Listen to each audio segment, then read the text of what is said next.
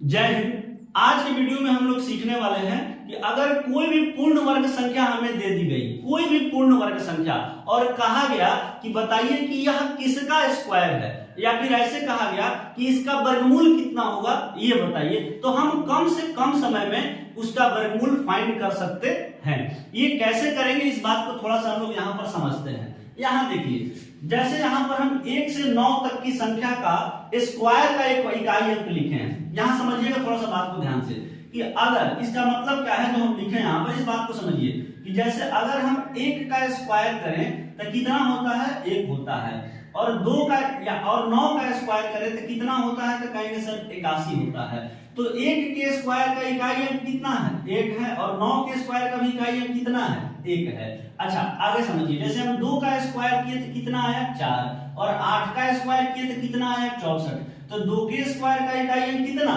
4, और 8 के भी स्क्वायर का इकाई अंक कितना, 4। ठीक उसी तरीके से अगर हम 3 का स्क्वायर किए तो कितना आया, 9, और 7 का स्क्वायर किए तो कितना आया, 49। तो 3 और 7 ये दोनों के स्क्वायर का इकाई अंक कितना है, 9 है। ठीक उसी तरीके से हम 4 का स्क्वायर किए तो कितना आया, 16, और 6 का स्क्वायर किए तो कितना आया, 36। मतलब 4 और 6 के स्क्वायर का इकाई अंक कितना है, 6 है, दोनों में सेम है। तो हम आपको यही चीज यहाँ समझाना चाह रहे हैं। यहाँ बात को समझिए कि 1 के स्क्वायर का इकाई अंक कितना होता है, 1 होता है, और 1 में कितना जोड़ दे कि 10 हो जाए। बात को सुनिएगा, याद नहीं हो सकता है ऐसे कि 1 के स्क्वायर का इकाई अंक कितना होता है, 1 होता है, और 1 में कितना जोड़ दे कि 10 हो जाए। तो आप कहेंगे सर 9 जोड़ दीजिए, तो 9 के स्क्वायर का भी इकाई अंक कितना, 1।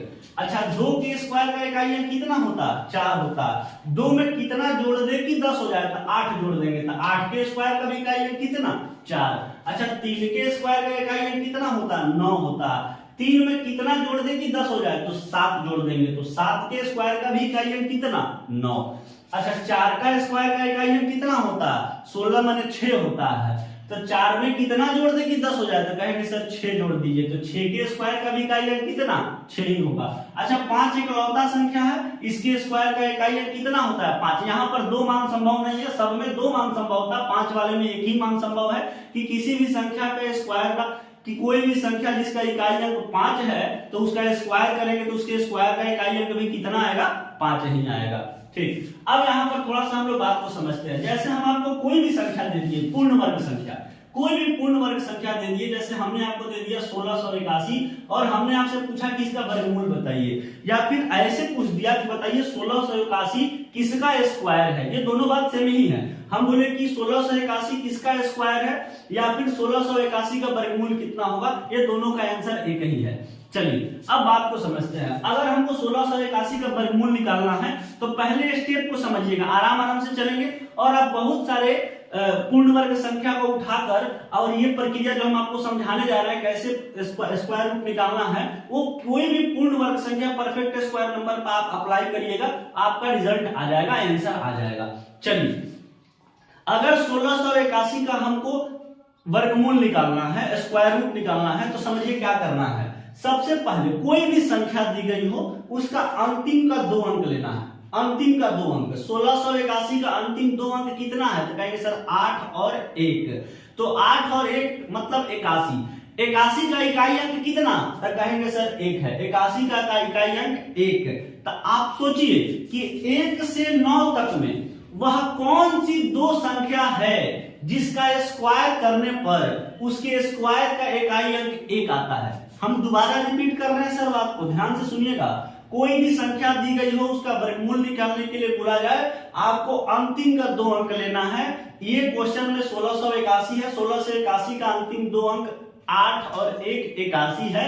तो 81 का इकाई अंक कितना, तो कहेंगे सर 1 है। 81 का इकाई अंक 1 है।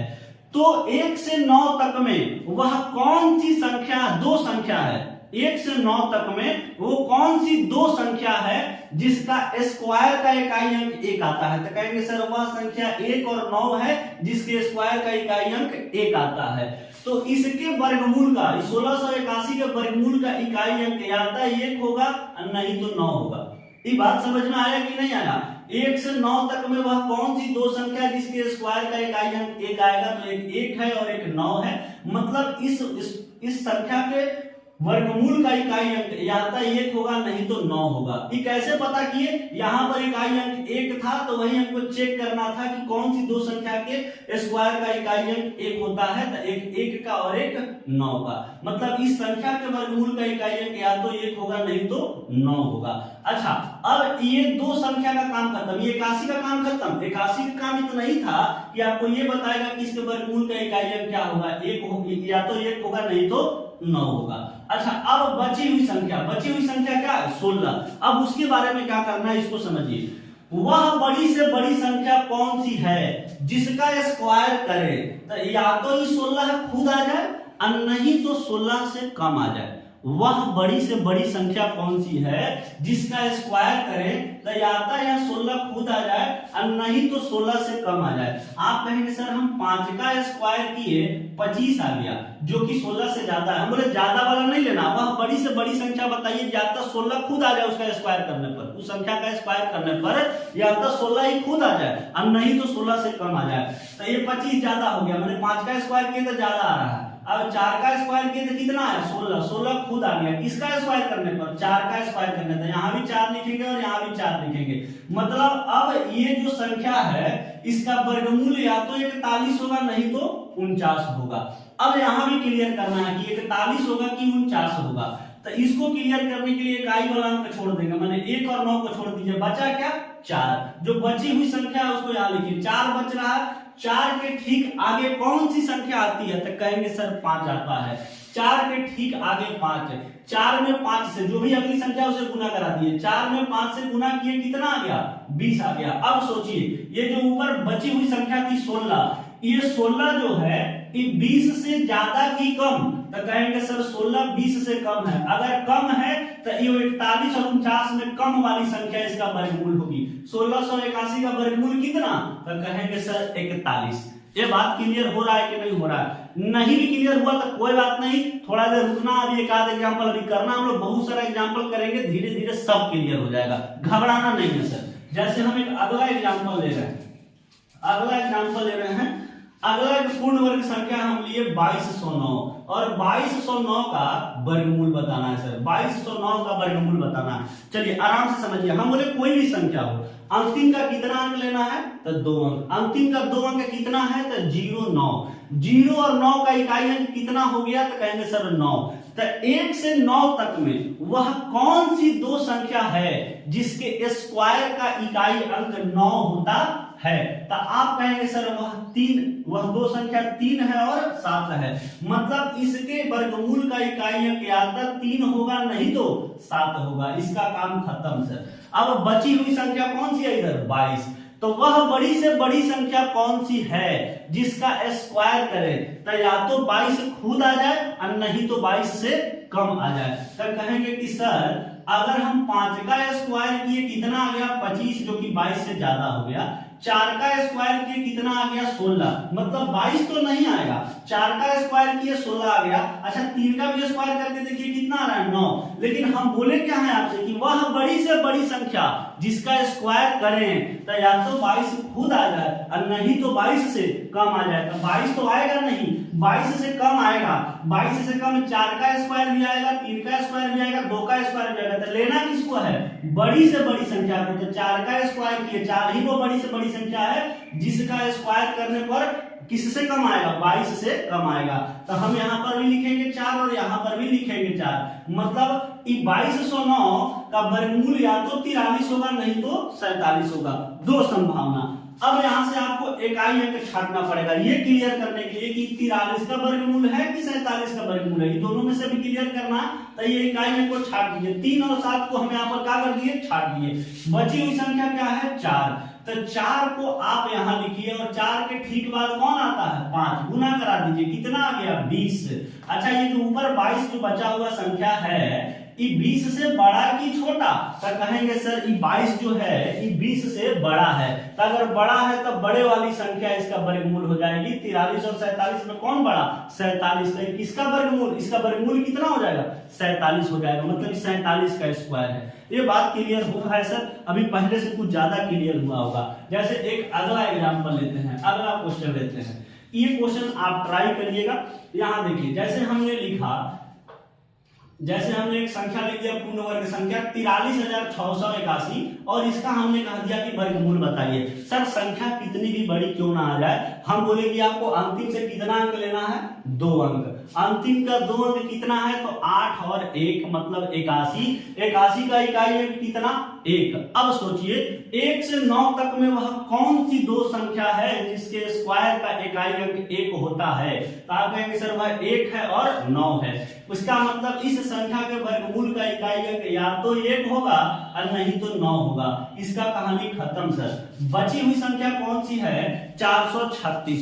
अब सोचिए वह बड़ी से बड़ी संख्या जिसका स्क्वायर करें तो या 436 खुद आ जाए और नहीं तो 436 से कम आ जाए।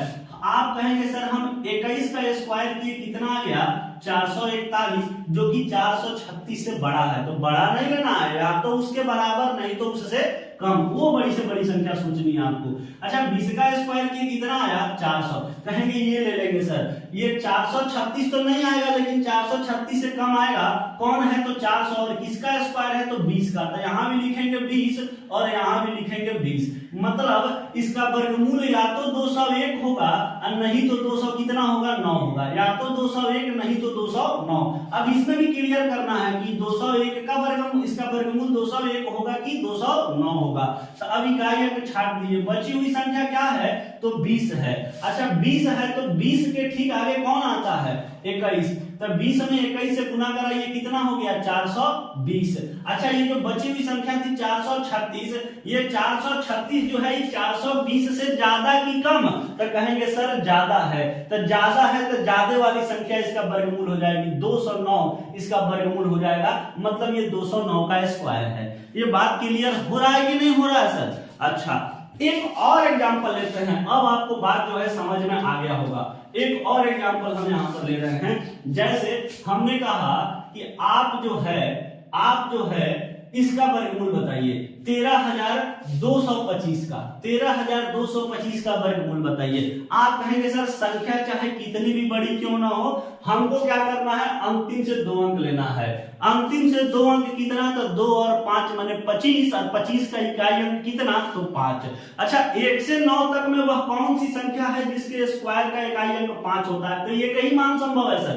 केवल 5 ही ऐसी संख्या है जिसका स्क्वायर करेंगे तो इसका इकाई अंक कितना आएगा, 5। बाकी किसी में नहीं। हर में 2-2 मान संभव हो रहा था, सब में 2-2 मान संभव हो रहा था, लेकिन 5 वाले में एक ही मान संभव होगा कि वह संख्या 5 ही है जिसका स्क्वायर का इकाई अंक 5 होता है। तो इसका एक मान संभव है, तो यहाँ 2 आपको होगा नहीं, मतलब 2-2 मान आएगा नहीं यहाँ पर। अच्छा अब इसका काम खत्म, मतलब इसके वर्गमूल का इकाई अंक क्लियर है कि कितना होना है, 5 होना है। अच्छा बची हुई संख्या कितनी, 132। अब आप सोचिए वह बड़ी से बड़ी संख्या जिसका स्क्वायर करे तो या तो 132 खुद आ जाए और नहीं तो 132 से कम आ जाए। आप कहेंगे सर 12 का स्क्वायर किए आया 144, जो कि 132 से ज्यादा है, तो ज्यादा वाला तो लेंगे नहीं, माने 12 नहीं होगा। 11 का स्क्वायर किए कितना आ गया, 132। इसका मतलब सॉरी 121 मतलब 132 किसी का स्क्वायर नहीं है। जब वो किसी का स्क्वायर नहीं है तो उससे छोटी संख्या लेंगे। हम बोले कि वह बड़ी से बड़ी संख्या लीजिए जिसका स्क्वायर करे तो या तो 132 खुद आए और नहीं तो 132 से कम आए। तो 132 तो आएगा नहीं, 132 से कौन आएगा, 121 आएगा। तो 11 ही वह बड़ी से बड़ी संख्या है जिसका स्क्वायर करने पर 132 से कम आएगा। तो हम कहेंगे कि यहाँ पर क्या लिखना है, 11। यानी अभी क्लियर हो गया कि किसका स्क्वायर है, 115 का स्क्वायर है। मतलब इसका वर्गमूल कितना हो जाएगा, 115। इसका एक ही मान संभव था तो इसमें इकाई अंक छांटने की भी आवश्यकता नहीं है, ये डायरेक्ट क्लियर है कि 115 का स्क्वायर है, इसका वर्गमूल 115 होगा। बताइए बात क्लियर हो रहा है कि नहीं हो रहा है। उम्मीद करते हैं कि आपको यह तरीका समझ में आया होगा। और अब आपको अगर कोई भी पूर्ण वर्ग संख्या दे दिया गया और कहा गया कि इसका वर्गमूल बताइए तो आप कम से कम समय में बता देंगे सर, ऐसा हमें उम्मीद है। चलिए इस वीडियो में इतना ही रहने देते हैं, मिलते हैं किसी अगले वीडियो में। जय हिंद।